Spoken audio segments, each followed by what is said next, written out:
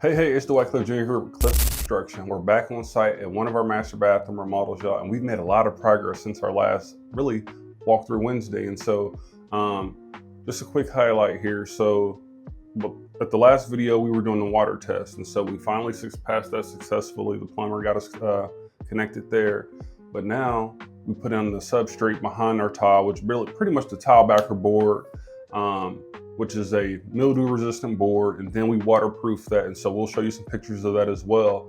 And so that's kind of what's behind the tile to make sure that our client shower is built to last. And so I would be remiss if I didn't talk about the waterproofing, because that's one of the most important parts, and that went in before the tile went up. And so here's to the fun part, the actual tile. And so on this shower here, we did a herringbone pattern on the back, which is pretty cool.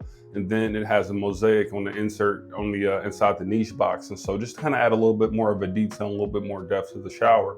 And then, which is kind of out of view, which I know we're gonna get a shot of, we did a second niche box on the back side of the shower.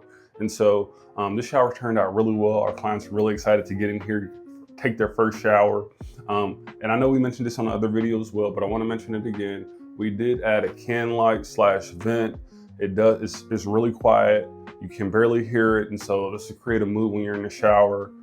So man, this project has turned out really well. Can't wait to turn this over to our clients. And then also, as soon as today, we're gonna finish grouting this shower.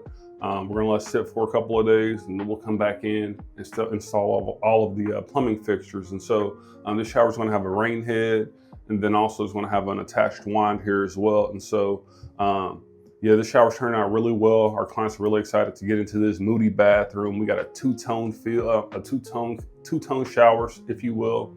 We're using antique blue on the back, and then this grayish whitish color is called air polish. And so, turned out really well. Super excited to show you the final product. And so, as you know, stay tuned. More coming soon.